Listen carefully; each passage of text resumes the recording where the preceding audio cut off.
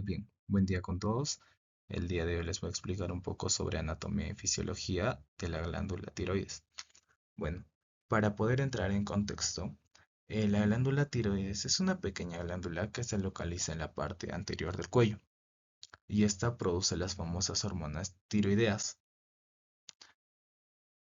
Bueno, estas hormonas se encargan de regularizar el metabolismo en todo nuestro cuerpo, pero para poder entrar un poco más en énfasis sobre esto, tenemos que saber la anatomía. Bueno, en cuanto a la anatomía, tenemos que pesa de entre 15 a 20 gramos. Tiene como dimensiones 4 a 6 centímetros de ancho, 2 centímetros de alto y 2 de espesor. Y está conformada por dos lóbulos, un lóbulo izquierdo y un lóbulo derecho. Ambos están unidos por un istmo, y en algunas personas esto es una variante anatómica. Puede haber un tercer lóbulo, que es un lóbulo piramidal. Este se puede crecer entre el lóbulo derecho e izquierdo en la parte superior. Bueno, esto más que todo es solo una variante anatómica, no tiene ninguna importancia. Bueno, cada lóbulo de ellos se extiende hasta la parte trasera, abrazando literalmente lo que vendría a ser la vía aérea superior y también la vía digestiva. Bueno, ¿qué tiene esto de importante? Que si la glándula tiroides llega a crecer, puede llegar a comprimir la vía aérea y producir una disnea. ¿Qué es una disnea? Es lo mismo que decir dificultad para respirar. También puede comprimir la vía digestiva generando dificultad para tragar y eso se le llama una disfagia. Bueno, en otra relación anatómica muy importante que podemos tener en cuenta es la parte posterior de los lóbulos. Como ven en los pequeños cuadros, existen cuatro glándulas pequeñas en forma de frijol, que son glándulas paratiroides. Estas glándulas participan en otra función. Bueno, estas participan en el metabolismo del calcio. Estas lo que hacen es producir una hormona que se llama PTH, que retira el calcio del hueso y lo pone en la sangre. Es decir, cuando la sangre tiene el calcio bajo, que vendría a ser una hipocalcemia, estas corrigen esa situación. Bueno, ¿por qué se menciona esto? Es porque si es que en alguna enfermedad se tiene que extirpar la glándula tiroides, también se tiene que extirpar la paratiroides. Entonces, el paciente tendría hipocalcemia, así que tendría que recibir calcio por el resto de su vida. Esto es una relación anatómica muy importante. Eh, bueno, pasando al siguiente punto. Bien, continuando con la irrigación y el drenaje venoso, tenemos que la glándula se alimenta gracias a la arteria tiroides superior, que es una rama de la carótida externa, y la tiroides inferior, que es una rama del tronco cervical. Bueno, que a su vez se desprende de la arteria subclavia. Hay una variante anatómica que el 10% de las personas donde existe una tiroides media. Bueno, que ésta se desprende del tronco brachiocefálico. En cuanto al drenaje venoso, tenemos, bueno, la tiroides superior media, ambas vienen de la yugular interna, y una vena tiroides inferior que viene de la vena brachiocefálica. Esta irrigación y drenaje venoso. En cuanto a a lo que es inervación, la glándula como tal sí tiene una inervación tipo autónoma, pero no importa tanto porque la glándula tiene más un control de tipo endocrino, que ya vamos a explicar más adelante en este video. Bueno, algo que podemos destacar es que hay un surco entre la tráquea y la tiroides por donde pasa un nervio importante, que es el laringio. Bueno, este laringio recurrente es importante porque inerva las cuerdas bucales y permite que hablemos. Bueno, ¿esto por qué se menciona? Porque, bueno, si en una cirugía de tiroides se llega a dañar este nervio, el laringio, bueno, el laringio recurrente, el paciente tendría disfonía. ¿Qué quiere decir esto? Ya no podría hablar. Bueno, por eso es muy importante tenerlo en cuenta también. Y bueno, ahora que ya sabemos la anatomía, podemos pasar a ver la fisiología. Bueno, entonces, Entonces, en este corte a nivel microscópico de la glándula, bueno, quiero que veamos que así es toda la glándula. Está formada por estas lagunas que podemos ver en la parte de aquí, que son los folículos tiroides. Son la unidad funcional de la glándula. Bueno, aquí tenemos los folículos tiroides grande y que está integrado por un coloide. Bueno, que esta parte central y la parte periférica de los tirocitos, vamos a ver un esquema. Bueno, este es un dibujo en donde se puede apreciar los tirocitos, el coloide y cómo funcionan los breves rasgos gracias a la irrigación que recibe la glándula. Estas son las arterias. Gracias a las arterias llega el elemento fundamental que se necesita para formar las hormonas, que es el yodo. Bueno, el yodo llega gracias a las arterias, atraviesa el tirocito, dentro del coloide se forma la hormona. La hormona sale igual a la circulación y así funciona. Bueno, eh, esta es la manera general. También hay que aprovechar que decir que aquí en la gráfica se puede hacer mención a unas células que son las células C. Estas que están aquí, que también forman parte de la estructura, que no tienen nada que ver con la síntesis de las hormonas tiroides. Bueno, estas en cambio producen calcitonina. Bueno, si las células C producen calcitonina, ¿qué es esta hormona? Hace lo contrario que la PTH. Esta aumenta el calcio en sangre, pero esta función es más importante en animales. Bueno, en los humanos no es tan significativa. Pero ¿por qué se hace mención a esta? Porque cuando hay un cáncer de tiroides, hay una variedad de carcinomas, bueno, del carcinoma medular, que es muy agresivo y se forma a partir de estas células. Bueno, ahora pasamos a la siguiente parte. Bueno, como síntesis de las hormonas tiroideas, como habíamos dicho antes, el protagonista de todo esto es el yodo. Bueno, entonces el yodo ingresa al tirocito, la célula folicular, gracias a una proteína que se llama la NLS, el Natridum Lodine Symporter. Es decir, que esta proteína ingresa tanto sodio como yodo a la célula. Luego va a salir de la célula gracias al coloide de la pendrina. Esta pendrina también es importante porque tenemos pendrina en el oído. Entonces hay una enfermedad que se llama el síndrome de Pendres. Bueno, es decir que hay pendrina en el oído y por lo tanto tendríamos hipotiroidismo como sordera. Bueno, ahora la enzima maestra que hace todo el proceso de la síntesis de hormonas es la TPO, la tiroperoxidasa. Esto sintetiza las hormonas tiroides en tres pasos. El primer paso es la oxidación del yodo. Por eso se pone aquí que se oxida en primer paso. Bueno, como segundo paso es la organificación del yodo. Es decir, bueno, el yodo se une a residuos de tiroxilo de la tiroglobulina. Bueno, para formar dos elementos eh, con este coloide. Bueno, la monoyodotirosina y la diyodotirosina, es decir, moléculas que tienen un yodo y dos yodos. Bueno, y finalmente, tras una segunda reacción, es en este tercer paso que la tiroperoxidasa se le llama el acoplamiento. Bueno, acá se acopla un monoyodotirosina y un monoyodotirosina a una diyodotirosina o diyodotирosinas para formar dos tipos de hormona, la T3 y la T4, que vendría a ser triyodotirosina y la tirosina. Bueno, más sencillo, la tirosina entonces es importante destacar las diferencias que existen entre la T3 y la T4. Primero, la vida. Bueno, la vida media, es decir, la duración entre las hormonas en la sangre. La T3 tiene una vida media de 18 horas. Bueno, esta vendría a ser corta.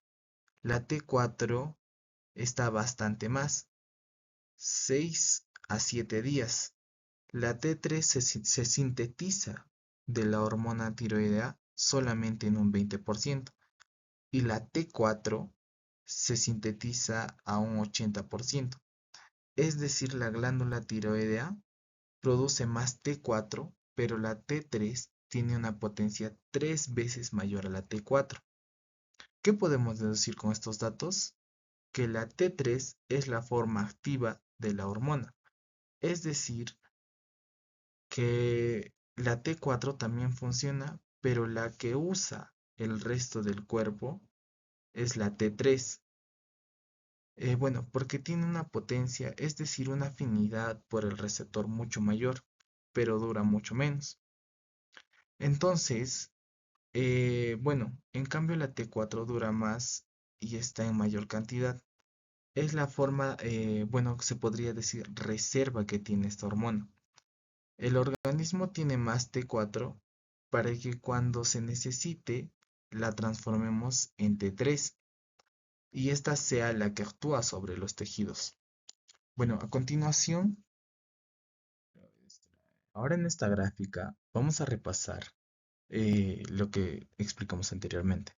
Tenemos que el yodo ingresa gracias a la TNLS, luego llega a la pendrina, ingresa al coloide y dentro del coloide va a haber primero que todo la oxidación.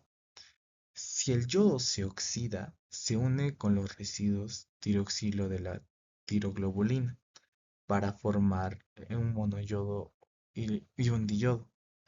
Después de esa es la organificación y luego viene el tercer paso que es el acoplamiento para formar la T3 y la T4 que entran de nuevo al tirocito por endocitosis. Y luego llega gracias a este transportador el MST8 que no se mencionó anteriormente. Bueno, no es importante tampoco. La T3 y la T4 llegan a la circulación general. Ahora vamos a ver qué pasa con ellas una vez que estén en sangre. Bueno, entonces, ¿qué va a pasar ahora? Una vez que las hormonas alcanzan la sangre, van a ser transportadas por las siguientes proteínas. Tenemos la TBG, esta es la más principal, la tiroxin vidinglobulin, y también tenemos de una manera secundaria la transferina o la prealbúmina y la albúmina. ¿Qué quiere decir esto entonces? Que hay una parte de la hormona tiroidea que está unida a las proteínas y otra que está libre por la sangre. Bueno, entonces podemos medir tanto el total, es decir, la que es transportada y la que no. Esta transportada y la libre es importante porque hay condiciones donde aumenta la TBG. Entonces, si aumenta la TBG, va a aumentar la hormona total, pero no la libre. Bueno, en las condiciones donde puede llegar a aumentarse la TBG, son todas las que sean hiperestrogenismo, es decir, en casos de embarazo, el uso de anticonceptivos, un recién nacido o pacientes que tengan enfermedades del hígado. Bueno, en situaciones donde hay aumento de estrógenos, va a haber un aumento de TBG, por consiguiente, un aumento de la hormona total, pero no de la libre. Una vez que las hormonas tiroideas llegan al tejido, la T3 puede actuar directamente sobre el receptor, pero la T4 debe convertirse en T3 a partir de la desyodasa 1. Esta desyodasa 1 es importante porque es la que permite el paso de la T3 y que la T3 active al receptor. Hay una desyodasa 2 que está en el cerebro y esta es la que permite avisarle al cerebro de que ya hay suficiente hormona tiroidea para que el cerebro deje de ordenarle más a la glándula tiroides. Existe una tercera clase de desyodasa, la desyodasa 3. Esta solamente ocurre en situaciones especiales, que esta convierte la T4 en T3 reversa. ¿Qué quiere decir? Es una forma inactiva de la T3. ¿Esta para qué se utiliza? Se utiliza para enfermedades graves, en adición o por uso de algunos fármacos, y en situaciones en las cuales el paciente necesita disminuir su metabolismo. Acordémonos que las hormonas tiroideas aumentan el metabolismo. La T3 reversa, ¿qué es lo que va a hacer? Hace que se bloquee el aumento de metabolismo para poder ahorrar energía, guardar energía en caso de enfermedades graves. Bueno, en esta condición, cualquier persona que tenga un politraumatismo, esté recién operado, esté desnutrido, enfrentando alguna enfermedad grave, el organismo lo que hace es disminuir el metabolismo mediante este mecanismo. Y bueno, al final, ¿a dónde llegan estas hormonas? Bueno, llegan a los receptores nucleares, es decir, a los núcleos de las células para activar diversos factores de transcripción para poder hacer que las proteínas ayuden en el catabolismo de diversas reacciones químicas. Entonces, bueno, tenemos dos tipos de receptores, el receptor alfa y el receptor beta. La TRF alfa, bueno, es la que está en el cerebro, en el riñón, en las gónadas, el corazón, los músculos, básicamente en todo el cuerpo, y ayuda al aumento del metabolismo. En cambio, la beta es un receptor que está más en la hipófisis y en el hígado, y ayuda más a la regulación del eje tiroides. Y también pasa la producción o síntesis de la TBG. Ahora vamos a ver cómo se regula este sistema de transporte y metabolismo. Entonces, al igual que los otros sistemas endocrinos, este se ve regulado desde el hipotálamo. El hipotálamo va a producir una hormona que se llama la TRH. La TRH estimula la hipófisis para que éste produzca TSH. Y la TSH estimula a la tiroides para que ésta produzca la T3 y la T4, como vimos anteriormente. Cuando estas están en niveles suficientes, van a estimular de regreso al hipotálamo e hipófisis a través de los receptores beta, para que estos dejen de producir TRH y TSH. Este mecanismo se llama inhibición por retroalimentación negativa, o conocida también como feedback negativo. Esto permite que haya un equilibrio en la síntesis de las hormonas. Pero ahora, cuando hay enfermedades en las que, digamos, la tiroides no produce hormonas, si eso se llama hipotiroidismo. Lo que va a pasar es que la TSH es la que va a permanecer aumentada, porque no hay ninguna hormona que le avise que ya hay la hormona. Bueno, esta va a seguir aumentándose y esto es característico. Entonces, el hipotiroidismo va a hacer la TSH alta con hormonas bajas. Y lo contrario, si la tiroides permanece con muchas hormonas, la TSH va a disminuir. Entonces, el hipertiroidismo va a haber TSH baja y hormonas altas. Otra cosa importante que no se mencionó de la TSH, tiene un efecto trófico sobre la glándula, es decir, no solamente estimula las hormonas, sino también hace crecer la glándula. Entonces, cuando hay una condición de hipotiroidismo en que la TSH permanece alta, este exceso de TSH hace que la glándula crezca mucho. A esto se le llama bocio. El bocio es cuando crece la glándula tiroides y que puede verse a través del cuello. Ya como se puede observar, bueno, en algunos casos clínicos se puede ver que las personas tengan el cuello más pronunciado o mucho más ancho. Eso puede significar indicios de bocio. Y en cuanto a las funciones que tenemos, como ya se les había dicho antes, si podemos resumir en una sola frase, bueno, ¿qué hacen las hormonas tiroides? Es aumentar el metabolismo, pero también tienen varias funciones que se les va a indicar, ahora las más importantes. Bueno, la colorigénesis, bueno, es como aumenta el metabolismo, también aumenta la liberación de energía por destrucción de los enlaces químicos. Entonces, una persona con hipertiroidismo va a tener mucho calor. En cambio, alguien que tenga hipotiroidismo no genera calor y por eso va a tener mucho frío. Bueno, esto es importante recordarlo ya que es un inicio de hipertiroidismo o hipotiroidismo. También actúa a nivel cardiovascular, aumentando la frecuencia cardíaca y la presión arterial aumentada. Bueno, también aumentará la absorción intestinal, aumenta también el uso de lípidos de la glucosa, aumenta la captación de glucosa, también aumenta el catabolismo de colesterol. Todo esto es algo muy importante también. Es que las hormonas tiroides que se necesitan desde que naces, bueno, de hecho antes de que se nazca, es hasta por toda la vida, porque participan en el desarrollo y en la mielinización de las neuronas. Bueno, esto es importante porque los niños que no tienen suficientes hormonas tiroides desde nacimiento o a través de la infancia van a generar un desarrollo mental deficiente o un retraso mental, que se conoce como cretinismo. Bueno, que eso ya se ve más adelante.